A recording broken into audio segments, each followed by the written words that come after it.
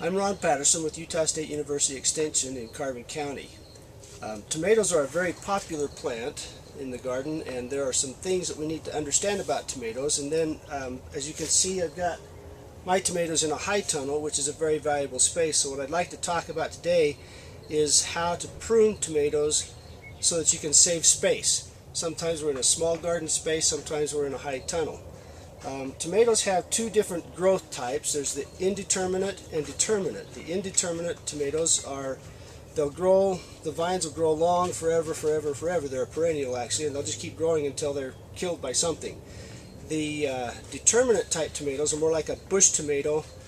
They work better if you cage those, but it just kind of depends on what you want to do. If you've got a cage, then you can cage your determinate type tomatoes.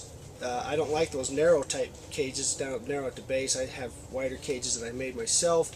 But for pruning, for these indeterminate tomatoes, we do what's called suckering or sucker pruning. They do it a lot on a commercial basis in the greenhouses and things like that. But if you just have a small space, you'd like to have a couple of tomato plants, this is really a good way to do it. So we'll bring the camera in closer now, and I'll show you exactly how we're going to sucker prune these tomatoes. Okay, as we can see, this plant is growing good. It's got a good sturdy stem, but it's got some, at each leaf axil, it will have a sucker growing up at each leaf axil. Now, because I planted these deep, it's going to have some growing up a little bit lower as well. So you want to break those off until you get to this first flower cluster. At the first flower cluster, there's two approaches you can take. If you want to keep two stems, you keep this first sucker below the flower cluster, and then you keep the main stem. These suckers at the leaf axil break off very easily.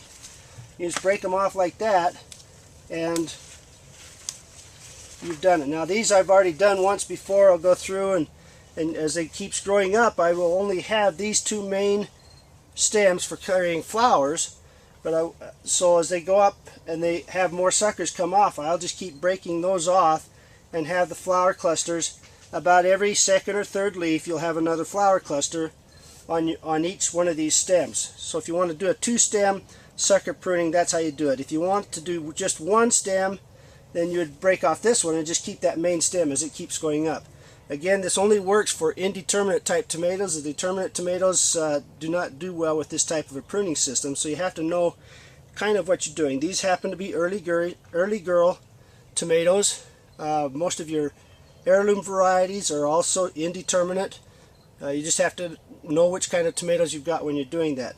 Then the next thing you need to do, because these are going to be kind of tall and lanky, is to clip these into place. Now I have purchased a little plant clip that you can use. I have in the past just tied the twine onto the plant, but if I take that little plant clip and clip it down low, if I can get it onto the twine.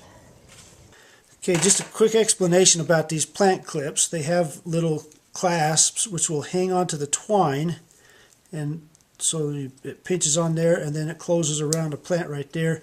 That way it hangs onto the twine, holds the plant down, and we get much quicker effect out of that. I've done it where I've tied knots in the twine or things like that, and it just takes a long time. So this is a good time-saving device. Wherever you want to get something like that, just clicks onto the twine, hangs onto the plant, and there you go. And clip that around the plant.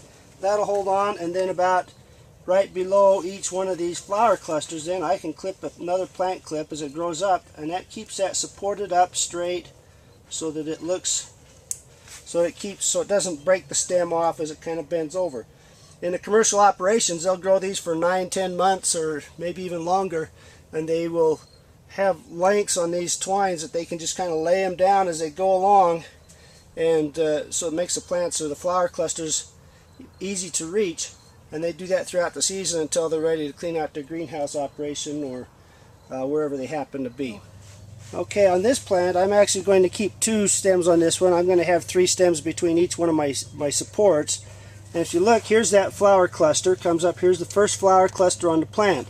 So I would keep the one stem below right here, and then this is the main stem. Everything else I want to prune out, so I'll just break off this sucker right here. There's another one on this other leaf right down here. Just break that off, and that one's ready to go. And as it gets taller, once in a while they'll grow up another sucker there at the leaf axil, and so you just break them off as you go through and check your plants.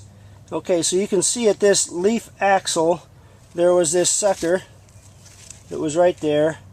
I just broke that off. These break off quite easily there at the axil, and the leaves don't break off very easily. So you know, that's one leaf. They have large leaves. That's one leaf right there, and so you take off that at the axil. You've got the flower cluster right here. This one I'm going to prune, so this is going to be one stem going up. Okay, just a few more trial runs so you can see quickly what I'm doing. You really want to do these before they get that long. You want to break them off when they're about 3 inches is better than waiting until they're this long, but they're pretty easy to see if I do it this late. So there you go, that was ready to go. The trellis system needs to be something that will support from above the plant. As it grows up, you can trellis, and the trellis all the way up here, and as mine growing, I'll even kind of trellis them across the top here. It's not so tall that I can't reach it. It's just important to have something so that those plants will continue to follow up and not flop over and create problems that way. What I've got here is a T-post every 8 feet, and then in between it just another post that's not really stuck to anything, just supporting the trellis work. And that's I can put 4 plants in that area, trellis them up. Got small space, but it works pretty good. That way I'm using upward space instead of spreading out and taking up a lot of space that way. So that's a kind of a fun way to do tomatoes, just another way to play in your garden.